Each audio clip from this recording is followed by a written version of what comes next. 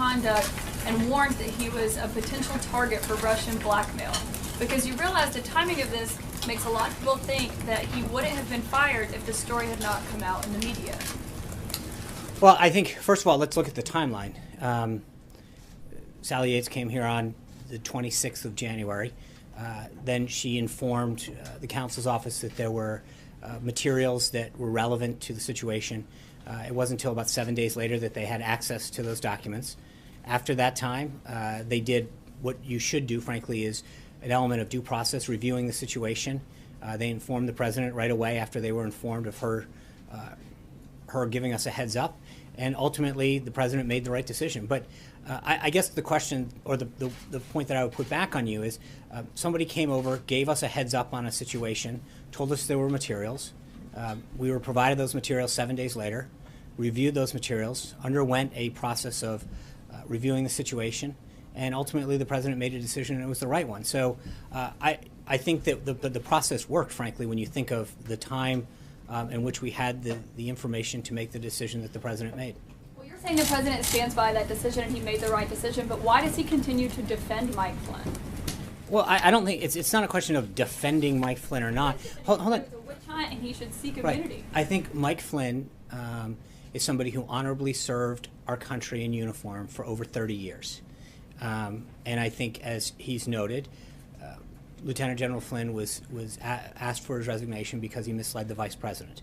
But beyond that, I think he did have an honorable career. He served with distinction in uniform for over 30 years, and the president does not want to smear a good man. What was his role at the White House in those 18 days? Was he still fulfilling his normal national security advisor duties? Yeah, I'm not going to get back into it. I will say, as I mentioned, the time. Do you think it's worrisome that he was still doing that when he was a potential target of Russian blackmail? Can I just, one thing that I think is important to know is let's look at, again, how this came down. Someone who is not exactly a supporter of the president's agenda, who a couple days after this first conversation took place refused to uphold a lawful order of the president's, who's not exactly someone that was excited about President Trump taking office or his agenda. She had been, hold on, Caitlin, hold on, no, Caitlin, let me answer the question.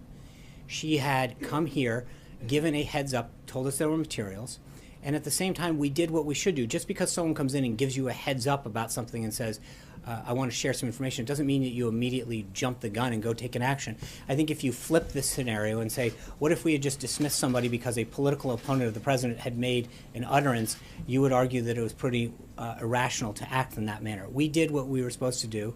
The president made ultimately the right decision, and I think he was proven that How is she a political opponent of the president? She was. She's the acting attorney general that he kept appointed on. by the Obama administration and a strong opponent, a strong supporter of Clinton. So that's now, I think, number 4. So, Brian. Thank you. Just following up, correct me if I'm wrong, I know you will, but the day after it was announced that he was under investigation, Flynn, he met with, if I'm correct, with Pence and the Russians on a phone call. So while he's under investigation, why is he being allowed to participate as a national? I really don't recall the schedule from that day, Brian's up. But the point is, again, I think this is, look, I answered the question a moment ago, but I think as I went through the timeline, Sally Yates came over here, gave us a heads up, provided us the opportunity, made it very clear that materials were available for the council to review. But and we followed that process. And within 11 days after that, we accepted General Flynn's resignation that the president had asked for. But the point being, while he's under investigation, I understand, but what is look, we're not going to relitigate the past on this. I think we've been very clear as to what happened and why it happened. I think the president made the right decision, and we've moved on. Yeah. Yesterday we learned that, or Sally Yates had said that she learned of the first immigration order, the travel ban, by reading the newspaper. And I'm wondering why the acting attorney general wasn't privy to that. Was that because she was a Obama appointee, Clinton supporter? Why was the acting attorney general not notified? And she had just met that same day that it was signed with Don McCain. So he could have mentioned it as well. I don't know why she wasn't. Again, I think if we want to relitigate the first executive order at the time, we talked about all of the proper individuals that needed to be made aware of, were made aware of at the time. Is it not unusual that the I don't. General? Again, I think I also, just to be clear, again, remember, this is someone who ultimately didn't even want to enforce it.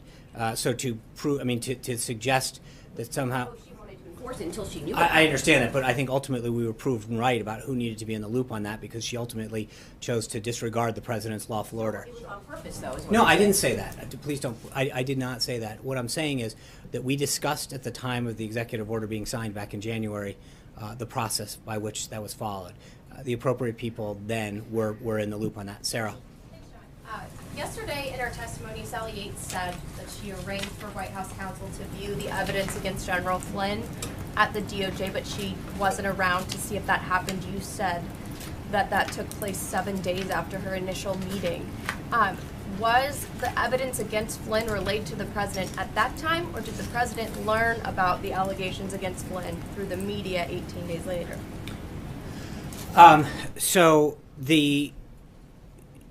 following the meeting, the White House counsel immediately informed the president and senior White House personnel when she first came here. Late on Friday, the 27th, Yates and the White House counsel met again to discuss certain issues that she had left unclear at the time. And then the president, as you know, fired her on the 30th of January after she refused to enforce the president's legal executive order, contrary to the advice of career DOJ officials at the time, who had told her that this was legal. She overrode them, didn't do this. The White House didn't get access to that underlying evidence described by Ms. Yates until Thursday, February 2nd, which is a week after Ms. Yates first met with the White House counsel. And then that's when I think the full sort of review began, once they had access to that information. Was the president informed at that time? I know he was informed at the front end of what she had told him, and the council had informed them that they were going to then seek the information that she said was available to them. Hallie. Two different topics for you. I want to follow up on what a couple of folks have already mentioned here. You've described in this briefing what Sally Yates did as a heads up with Don McGahn. She has testified she came to the White House twice in person to meet with Don McGahn on the 26th and the 27th to do more, she says, than simply offer to provide materials. She says she encouraged the White House to act and expressed real concern about Mike Flynn being compromised by the Russians. On the 28th, Saturday, Mike Flynn sat in on that Oval Office phone call with President Putin. Was that the right call? Again, I think what you have is somebody who was an Obama appointee coming in and saying, I'm giving, I get it, but at that moment, sure, you have someone who you have to wonder why they're telling you something, to the point where they had to come back a second time because what they were saying was unclear. So let me follow up on that, because and before I get to the second topic, you said it was widely rumored that she wanted to be a part of the Clinton White House potentially. And so that makes you negate her coming to No, I'm not, again, I guess my point is that somebody who is not, who clearly showed by the fact that career DOJ attorneys told her that the president's lawful order, that she should sign the president's lawful order, and then chose not to do it, was clear. I get it, but that vindicates the president's point that this was not somebody who was looking out. I think my point is that we were correct in the assumptions that we made at the time. Trey. My second topic for you, though, is just on healthcare. Yeah. Is the White House asking Senate leadership to put more women on the working group? I'm not aware of that. Trey. The White House like to see that? I think the more voices that we can put on a panel to help get this done, the better.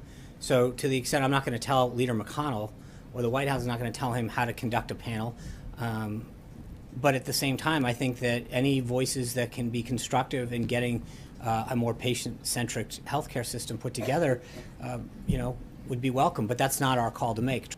So, Sean, you mentioned Director Clapper's testimony yesterday. Said no evidence of collusion. But then he was also asked if he was aware of the FBI counterintelligence investigation. He said he was not. And therefore, he left the impression before the panel he could not give a definitive answer about the question of collusion. Do you accept that as a valid representation of his knowledge and the fact that this remains an open question? Sure. I mean, in the sense that I'm not going to question, but I think the interesting thing is on all the other issues that he testifies about, everybody takes it as whole cloth, that if he says anything, he was the DNI.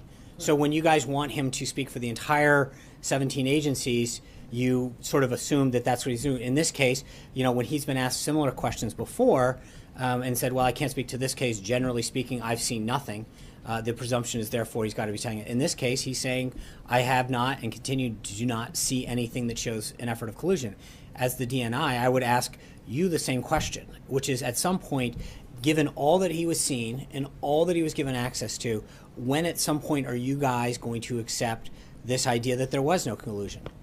I'm asking you if you accept what he testified equally, Sure. that they have equal weight. That yes, at the time he said, and the agency said they found no evidence, that is a representative fact that you take as valid, and it's also a representative fact that you take as valid. He was not aware of an FBI counterintelligence investigation, and therefore at this time cannot say conclusively there was no collusion. You give them equal weight, correct? Sure. Okay, fine. On Afghanistan, because I think it's important what the president's thinking about. You've been implying that ISIS is a part of the Afghanistan equation. And what I want to ask you about is, as the president looks in Afghanistan, as the team presents him options, are those options primarily about whatever ISIS component is in Afghanistan, or the larger, more malignant issue in Afghanistan, which has always been the Taliban? Right. So there's, as you know, multiple missions going on to confront those multiple things. The U.S. currently has about 8,400 forces in Afghanistan doing a counterterrorism operation, which is Operation Freedom Sentinel, and then the NATO mission, which is to train, advise, and assist under Operation Resolute Support. The main objective of us being in Afghanistan, from being used as a safe haven for terrorists to attack the United States and our allies, that is the main objective. We remain very focused on the defeat of Al-Qaeda, its associates, as well as the defeat of ISIS-K, which is the ISIS affiliate there in Afghanistan. But that is simply put what the mission is going forward. And when you suggest that it's a Washington question to ask if 15,000 can do a better job than 100,000, are you suggesting that the ideas the president is being presented with are so original and out of the box that 15,000 troops can achieve what 100,000 deployed very shortly after 9/11 could not achieve? No, I'm just suggesting that I think fully refining the mission, what we're seeking to achieve, and that goes back to what Mara was saying. What is the exact objective? How far away are we doing it? What's the time level that we have to have? Can we grow the Afghan force? Is there I mean, there are several things that go into a strategy. And I think the idea of just saying, can we throw X number at it, is not the way that the president's looking at these options. He's trying to figure out, walk back from a goal of defeat, of eliminating this threat, and then tell me how we get there, as opposed to tell me how many troops we need and then what you're going to do with them. I think that there has been in the past, some instances of just figuring, okay, if we add more troops, that'll help solve the problem. The president's asking to re-look at the entire strategy, and then figure out what the footprint is in a variety of ways to get there.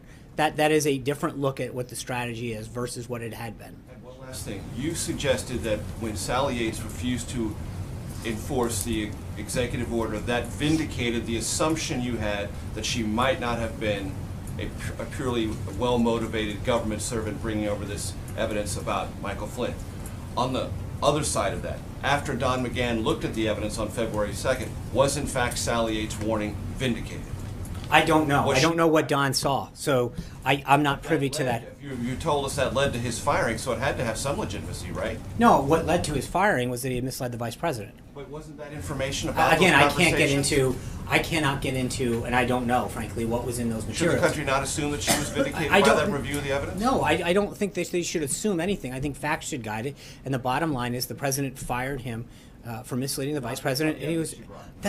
I just said to you, Major, multiple times, and I said at the time. So to go back, at the time that it happened, and right now, we continue to say that the vice president was misled by General Flynn, and the president asked for his resignation. Full stop. Thank you, Sean. Just a couple more questions on General Flynn. You keep saying that the White House was given a heads up by Sally Yates about what General Flynn had said to the Russians. She described it differently, saying that she told the White House that General Flynn had been compromised by the Russians and was subject to blackmail by the Russians. Is that the position of the White House now, after seeing all the same evidence that Sally Yates saw, that General Flynn was compromised and potentially blackmailed? I think, look, we've commented on this. We made a decision based on actions that he took. The president asked for and accepted his resignation. We're not looking to relitigate this. Don't the American people deserve to know whether or not they're They need to know that the president took decisive action in this country's best interest. And back to Steve's question, made an excellent choice for National Security Advisor. By a foreign actor. I don't know that you'll know. I mean, that's up for. To that conclusion. She didn't. I think that's. I don't know that that's for her to come to that conclusion without any investigatory method. Seems a little premature, don't you? I mean, to say that. Hold on, no. But what I'm saying is. Did the White House investigate whether or not their national All I'm security gonna, advisor as had I've said compromised by multiple the times, Russians? we looked into the situation. The president made a decision, and it was the right decision. Jonathan. Sean, a follow-up on that, but first I wanted to ask you about FBI Director James Comey's testimony before the Senate, which now apparently it looks like the FBI Director gave inaccurate testimony to the Senate. Is the White House concerned that he greatly exaggerated or misstated what kind of contact Huma Abedin had in terms of her emails and sending them to Anthony Weiner? I have not asked the president or the staff about that, but I mean, I think there's the one issue is I don't think there's any question by any account that that there was classified information inappropriately shared on an unclassified system to an uncleared person. I mean, that's to me, I think what continues to be the takeaway. But is the White House concerned that the FBI Director apparently gave inaccurate testimony? I don't at this point. I have not asked, and I'm not fully aware of the. I mean, I'm aware of the testimony that occurred and the inquiries, but I've yet to follow up on that, and I'd be glad to follow up. Does the president still have confidence, full confidence in FBI Director James Comey? I have no reason to believe. I haven't asked him, so I don't. I have not asked the president since the last time we spoke about this. And the last time you spoke about it, you said he did have confidence, but you're not sure to say that again now? Well, I don't. In light of what you're telling me, I don't want to start speaking on behalf of the president without speaking to him first. And then one follow-up on Flynn. The president, of course, had said that Flynn should ask for immunity before agreeing to testify. Does he still believe that? I think General Flynn should seek the advice of counsel and take their advice with respect to